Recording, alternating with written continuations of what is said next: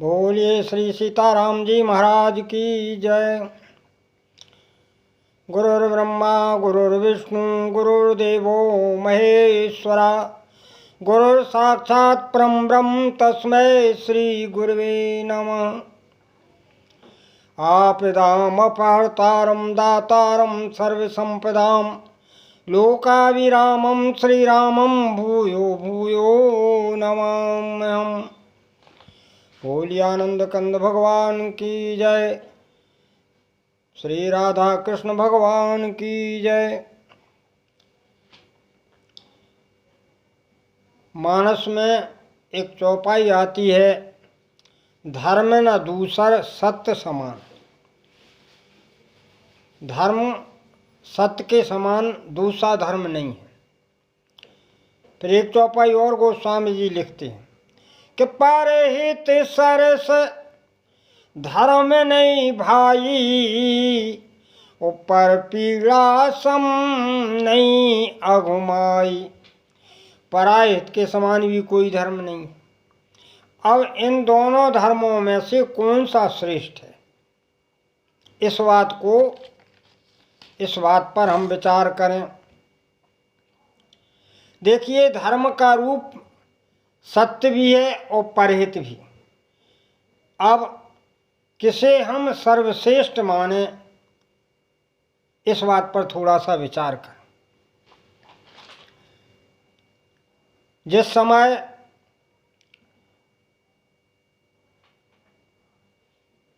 कंस देवकी को रथ में बिठा करके ले जा रहा था, उसी समय आकाशवाणी हुई कि हे कंस, तू जिस अपनी बहन देवकी को ले करके जा रहा, उसके 8वें गर्भ से तेरा काल होगा। बस इतनी सी बात सुनकर के कंस तलवार लेकर के देवकी को मारने दौड़ा। महाराज वसुदेव ने कहा, अरे भाई कंस, तुम अभी अपनी नवविवाहिता बहन को क्यों मारता है? तू ये बता कि क्या तुझे इससे भय है या इनके बच्चों से भय? कंस ने कहा कि हमें तो 8वीं संतान से भय है। तो वसुदेव ने कहा, हम वचन देते हैं, हम तुम्हें 8वीं संतान समर्पित कर देंगे। यद्यपि कंस जानता था कि वसुदेव महान सत्यवादी हैं, इनकी बात मिथ्या नहीं हो सकती, इसलिए उन वचनों पर विश्वास करके उसने देवकी को छोड़ दिया और कारागार में डाल दिया। अब जब 8वीं संतान भगवान श्री कृष्ण प्रकट हुए तो भगवान ने कहा वसुदेव से कि हमें तुम गोकुल में यशोदा के पास सुलाओ। चूंकि रात का समय था, अर्धरात्रि तो थी ही। वसुदेव को ये बात अच्छी नहीं लगी। वसुदेव ने कहा, महाराज, हम कंस से क्या कहेंगे, क्योंकि कंस को हमने वचन दिया है कि हम तुम्हें 8वीं संतान देंगे। हम तो एक एक करके सभी संतान दे रहे हैं। तब भगवान मुस्कुरा करके बोले, भगवान मुस्कुरा करके कहने लगे, कंस कहे वाह वाह, धन्य है, तुम्हारा जैसा सत्यवादी इस संसार में कोई नहीं है। इस बात का मूल्य क्या है? भगवान का तात्पर्य था कि तुम इस मोह से मुक्त हो जाओ कि लोग क्या कहेंगे, बल्कि इस बात पर दृष्टि रखो कि ईश्वर क्या कह रहा है। क्योंकि कंस स्वयं सत्यवादी नहीं था, वो कभी सत्य बोलता ही नहीं था। वह तो मूर्तमान देहाभिमान का प्रतीक है। इसलिए भगवान यही जताना चाहते हैं कि वसुदेव, तुम किस सत्य की बात कर रहे हो? जिसके लिए तुम सत्य बोलने की विचार कर रहे हो, वो स्वयं सत्यवादी नहीं है। मैं सत्यवादी हूं, यह देह अभिमान के लिए सत्य का आश्रय लेता है। वह अब हमें यही विचार करना है कि हमारा जो सत्य है वो देह अभिमान के लिए या धर्म रक्षा के लिए, क्योंकि अभिमान मूलक सत्य तो मिथ्या के समान है। अगर हम अभिमान के लिए सत्य बोलें तो ये तो सबसे बड़ा झूठ है, क्योंकि सत्य तो वो है जो जन कल्याण करे, धर्म की रक्षा करे। तो भगवान यही बताना चाहते हैं कि तुम इस मिथ्या सत्य के चक्कर में मत फंसो, और क्योंकि धर्म की जो स्थिति है, धर्म की जो सूक्ष्म स्थिति है, वो लौकिक मान्यताओं से सर्वथा भिन्न है। तो इसलिए जब भगवान ने ऐसी बात कही तो वसुदेव जी की बात समझ में आ गई। यही तो भरत जी ने कहा था कि हमारे पिताजी सत्य का स्वरूप धर्म का पहिया सत्य की कीली पर घूमता है, और सत्य का परंपरा से पालन करते थे, लेकिन परम सत्य को त्याग दिया। ऐसे सत्य को हम लेके क्या करेंगे? वही बात यहाँ भगवान बताते हैं कि अरे पिताजी वसुदेव, तुम जिस सत्य की बात करते हो वो सत्य देह अभिमान का है। जो सत्य पर हित के लिए हो वही सत्य वास्तविक सत्य है। तो वसुदेव ने भगवान की बात को स्वीकार किया। वसुदेव भगवान को गोकुल में यशोदा के पास लेटा आते हैं। वहाँ से जो भगवान की माया थी, कन्या के रूप में अवतरित हुई थी, उनको लाते हैं, कंस को दे देते हैं, सभी जानते हैं। अब वसुदेव से लोगों ने कहा कि भाई तुम तो सर्वथा सत्य का आश्रय लिए हो थे, फिर तुमने कंस से झूठ क्यों बोला कि महाराज बच्ची हुई है? तो वसुदेव जी ने बड़ा सुंदर उत्तर दिया। वसुदेव जी ने कहा, भाई पुत्र के जन्म पर कोई सर्वश्रेष्ठ वस्तु न्यौछावर की जाती ही है, ये तो सभी जानते हैं। तो हमने ही अपनी सर्वश्रेष्ठ वस्तु जो शस्त्र था उसको भगवान श्री कृष्ण के ऊपर न्यौछावर कर दिया और भगवान श्री कृष्ण को पा लिया।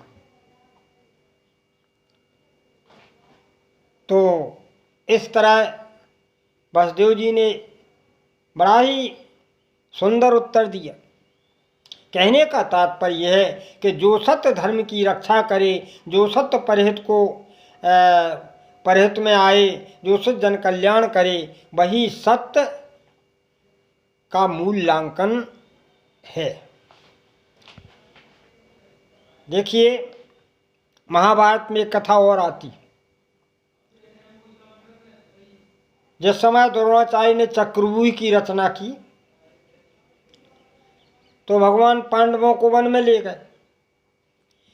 अब तहलका मच गया पांडव दल में कि चक्रव्यूह में कौन जाएगा भाई। तब अभिमन्यु कहा कि हमने माता के गर्भ में पिताजी से 6 द्वारे तक प्रवेश करने की शिक्षा सुन ली थी, तो हम 6 द्वारे तो प्रवेश कर जाएंगे, 7वें द्वार कहाँ पता नहीं। तो भीम वगैरह सभी बोले अरे तुम प्रवेश तो करो, फिर बचा हम लेंगे।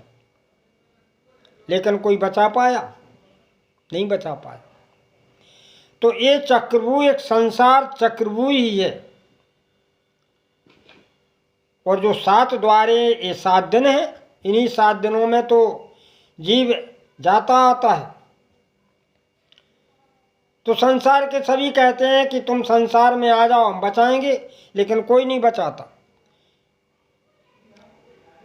अब इस चक्रव्यूह का भेदन अभिमन्यु ने किया, और जब 7वें द्वार पर पहुंचा तो 7 महारथी एक साथ लड़ पड़े।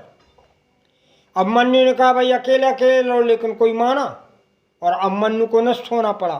ठीक यही जीव की दुर्दशा है कि संसार रूपी चक्रव्यूह में जो 7 दिन के द्वार हैं, इन्हीं द्वारों में जब जीव प्रवेश करता है तो संसार का कोई व्यक्ति नहीं बचाता बस। और जब वो लड़ता है काम क्रोध मद लोभ इनसे, यदि वो कहे कि भाई काम अकेले आओ, क्रोध तुम अकेले आओ, तो क्या कोई सुनता है? सभी एक साथ आक्रमण करते हैं और बसता जीव को नष्ट होना पड़ता है। अब इससे बचाते कौन है? या तो भगवान बचाते हैं या भगवान का भक्त बचाता है। या तो इस चक्रव्यूह का भेदन भगवान जानते थे या अभिमन्यु जानते थे। तो इसलिए हम अपने जीवन में उस सत्य को धारण करें जिस सत्य से हमें परमात्मा की प्राप्ति हो, जिस सत्य से जन कल्याण हो। इसलिए गोस्वामी जी ने लिखा है, सोदासी रघुवीर की समझो मिथ्या सो, छूटे न राम कृपा बिन नाथ कहूँ पद रूप। ए बिना राम जी की कृपा के चक्रव्यूह से बचना संभव नहीं है। इसलिए भगवत नाम का आश्रय लो, भगवान के पावन चरित्रों का श्रवण करो और उन पर अपने जीवन में उतारने की चेष्टा करो। प्रभु से प्रार्थना करो, वही शक्ति देंगे और आप उस लायक बन जाएं। क्योंकि भगवान अपने भक्तों पर कृपा करते हैं, उनका विरध है। करऊं सदा तिनकी रखवारी, जिम्बाल कहीं राख मैं तारी। करऊं सदा तिनकी रखवारी, जिम्बाल कन राख मैं तारी। जैसे माता अपने अज्ञान पुत्र की रक्षा करती है, उसी प्रकार भगवान भी अपने अज्ञान भक्त की रक्षा करते हैं। माने जो परमात्मा की शरण में हो जाता है। अनन्याश्चिन्तयन्तो ये जन परिउपास्ते, तेषां नित्युक्तानां योगक्षेमं वहाम्य। तो इस तरह देखिए गोस्वामी तुलसीदास जी ने विनय पत्र का एक बड़ा अच्छा पद लिखा है। जो पे जिए जान की नाथ न जाने, जो पे जिए जान की नाथ न जाने। तो सब कर्म धर्म श्रम दायक, तो सब कर्म धर्म श्रम दायक। ऐसे ही कहत सयाने, जो पे जिए जान की नाथ न जाने। काको नाम धोक्यू सुमिरत, काक्यू नाम धोक्यू सुमिरत। पातक पुंज नसाने, पातक पुंज पराने। जो पे जिए जान की नाथ न जाने। मेरु से दोष दूर कर जन के, मेरु से दोष, जो अपने भक्त के पहाड़ के समान दोषों को गिनते ही नहीं है। और रेणु से गुण और आने, वो एक कण के समान यदि गुण उसमें है तो उसका बखान करते हैं। ऐसे प्रभु बड़े दयालु हैं, ऐसे भगवान हमारे गोविंद दयाल हैं, ऐसे राधा रमण हमारे बड़े दयालु हैं, सीताराम जी बड़े दयालु हैं। मेरु से दोष दूर कर जाने जन के, और रेणु से गुण ना, रेणु से गुण और आने। जो पे जिए जान की नाथ न जाने। तुलसीदास ते सकल तुलसीदास ते सकल आस तज, तुलसीदास ते सकल आस तज। भजऊ न अजऊ सयाने, जो पे जिए जान की नाथ न जाने। तुलसीदास जी कहते हैं सारी आशाओं को छोड़ के एक उनकी शरण में हो जाओ, यही जीवन का फल है। नहीं तो सब कर्म धर्म श्रमदायक, सब श्रम का के समान है, क्योंकि सब छोड़ के जाना है।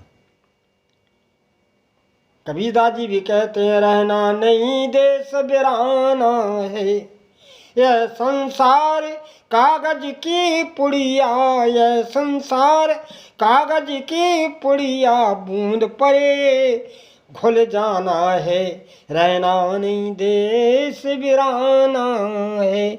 बोले आनंद कंद भगवान की जय।